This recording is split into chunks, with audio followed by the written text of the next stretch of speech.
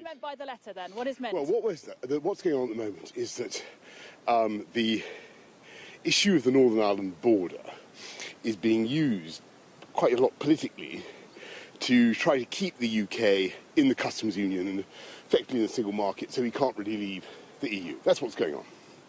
So what the letter says is that actually there are very good solutions that you could put in place that would obviate, that would prevent any kind of hard border, but would allow goods, people of course move totally freely anyway out of the common travel area, but allow goods to move freely without let or hindrance, whilst allowing the UK to come out of the customs union, take back control of our tariff schedules, take back control of our commercial policy, and take back control of our regulations. So it's a very positive letter.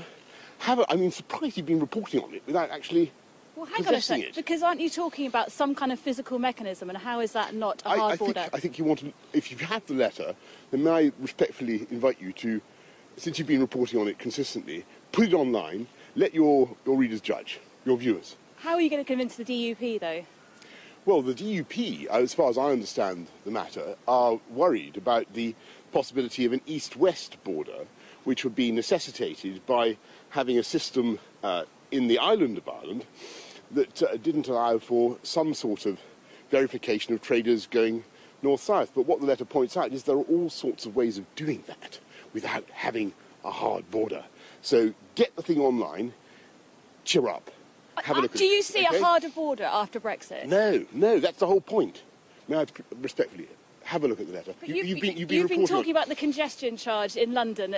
That is some kind of mechanism. That is a mechanism. The congestion charge is indeed a mechanism. It is a mechanism. But I don't know whether you've ever driven into the congestion charge zone from outside the congestion charge zone. Have you? Regularly. Do you slow down? Is that what you're suggesting will happen across the Irish border? Do you slow down? Do you feel any let or hindrance? Do you check your progress? Do you brake? Do you? Is that what we're heading for then, a TfL-style border? What I'm saying is there are solutions that we can envisage, and we've got to be positive about it. We can do this. We can come out of the customs union while solving the Northern Ireland border problem, and we mustn't allow this great sort of inverted pyramid of objections to be built over this fundamental problem, or over this problem which I think is eminently soluble. Aren't you concerned about people living in and around the border will make of all this? I think what they need to do, since you've been reporting on a leaked letter for, I don't know, quite a long time now, a few hours. Why don't you put it online? Why don't you let the people read the letter? How about that? What about Brussels? Have you got it? Are you not concerned about people waking up this morning, hearing all this news, wondering what's going to happen to their border, which is already a very emotional, sensitive place? I appreciate that. We appreciate the sensitivity of the issue totally. But what we're trying to do is set out some positive ways in which those fears can be allayed and those objections can be overcome.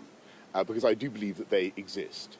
And I think that, if I may respectfully say so, I think that the particular problems around the Irish border are being used politically to drive the whole Brexit argument and effectively to try to frustrate Brexit.